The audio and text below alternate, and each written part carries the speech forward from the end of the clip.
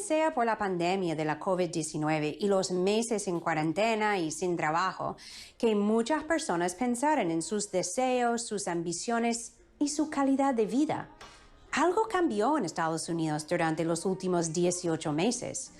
Algo que dio luz a un nuevo momento estelar para los sindicatos y la fuerza laboral.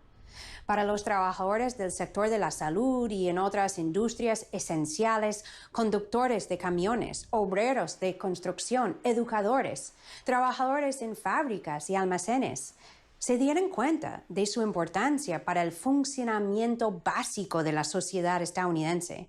Se dieron cuenta de su valor y que ese valor no estaba siendo reflejado en sus salarios, sus contratos y en sus beneficios laborales. Ahora Estados Unidos está en un momento crucial para el futuro del movimiento laboral y los sindicatos están aprovechándolo para expandir su presencia y sus exigencias en todos los rincones del país. Analizamos en mayor profundidad la creciente presencia del movimiento sindical en Estados Unidos y sus objetivos, y hablamos con el escritor y profesor Jorge Mashfood. Nos acompaña desde Jacksonville, Florida. Muchísimas gracias, Jorge, por estar aquí en Detrás de la Noticia. ¿Qué tal, Eva? El gusto es mío siempre. Un abrazo. Bueno, Jorge, comenzamos con como una especie de levantamiento laboral, sindical, parece, en Estados Unidos.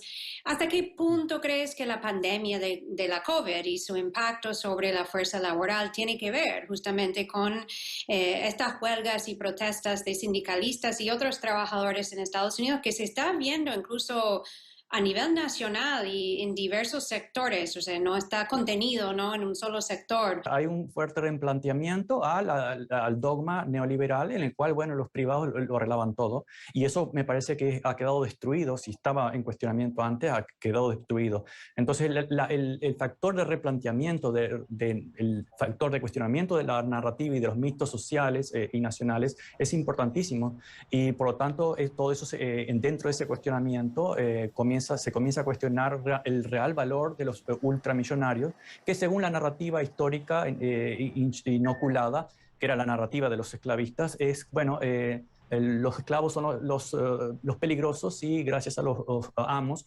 la civilización y la libertad continúa. Para mí hay una clara continuidad. Bueno, esa fue la narrativa hasta hoy, hasta hace poco, de que gracias a los ricos y a los millonarios los pobres o la clase media tenían trabajo. Y eso ha sido la gran ataque contra los sindicatos durante muchas generaciones. Pero bueno, los trabajadores se están replanteando en muchos aspectos, y los empleadores están viendo de que, bueno, no solo hay una nueva generación que se cuestiona cosas y ven la realidad diferente, sino que están en peligro, su hegemonía absoluta está en peligro. ¿Crees que ya los trabajadores están logrando muchos avances que, por ejemplo, han solicitado del gobierno nacional, como el aumento del salario mínimo a nivel nacional durante muchos años, que ellos simplemente no han podido lograrlo por no poder ponerse de acuerdo para avanzarlo?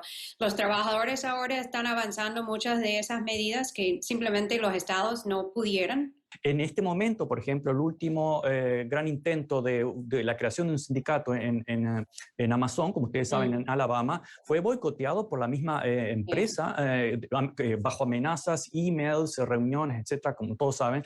Y todo eso podría ser ilegal en muchos países, y incluso aquí en Estados Unidos, si el PAC, el PAC Act, es aprobado, cosa que es muy difícil que se apruebe, pero está ese proyecto de no criminalizar, pero penalizar ese tipo de prácticas que van contra la creación de sindicatos o de organizaciones laborales. En este momento hay un gran apoyo popular en opinión y en opinión favorable a los sindicatos, a todo tipo de sindicatos o de organizaciones obreras, de trabajadores. Sin embargo, estamos en el momento en el cual la sindicalización es más baja. Estamos en un 11%, más baja de prácticamente de la historia, a pesar que la opinión es una de las más altas de la historia, desde 1965, creo.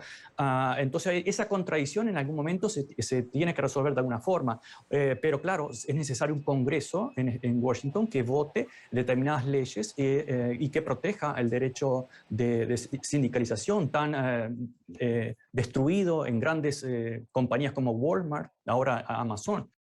Para finalizar, Jorge, ¿cómo imaginas, cómo ves el futuro del mercado laboral en Estados Unidos justamente, o sea, después o como producto de lo que está sucediendo, este revuelto laboral en este momento? ¿Crees que ya los trabajadores van a tener más poder e influencia sobre las condiciones de sus empleos? O sea, ¿estamos frente ya a un escenario así o no se ha avanzado tanto aún? ¿Crees que se ha igualado un poco esa relación? O sea, hay como más poder de negociación porque hay más necesidad de empleos en Estados Unidos. Pero claro, a largo plazo también tenemos un tema muy mayor que va a pasar con toda la robotización y quién se va a beneficiar de toda esa producción, que es producto insisto por enésima vez durante muchos años, producto del progreso de la humanidad, la tecnología, la ciencia, los conocimientos sociales. Entonces, ¿quién se va a beneficiar de eso? Bueno, el salario universal es una de las posibilidades. Ya hubo como cierto experimento con la crisis del COVID, pero eso sería a largo plazo. Al mediano plazo me parece que los sindicatos van a tener más chances, pero insisto, primero tiene que haber un cambio político importante y ante el cambio político debe haber un cambio narrativo, una conciencia de la población de que este sistema no le está sirviendo, que el discurso del éxito no le está sirviendo a la gente común, le sirve simplemente a las grandes compañías, las megas corporaciones. Tenemos que dejarlo hasta ahí, Jorge, pero muchísimas gracias por acompañarnos hoy en el programa y por compartir su análisis con nosotros hoy. Muchas gracias, Eva, es un gusto siempre. La mayoría de las empresas en el país querría mantener los salarios al nivel más bajo posible y con mínimos beneficios. Así generan más ganancias. Mientras tanto, los ejecutivos ganan un sueldo hasta 400 veces por encima del salario de un empleado promedio. Cuando los trabajadores se den cuenta que justamente son las divisiones de clase en la sociedad capitalista que promueven estas injusticias, es cuando se juntarán para demandar sus derechos laborales.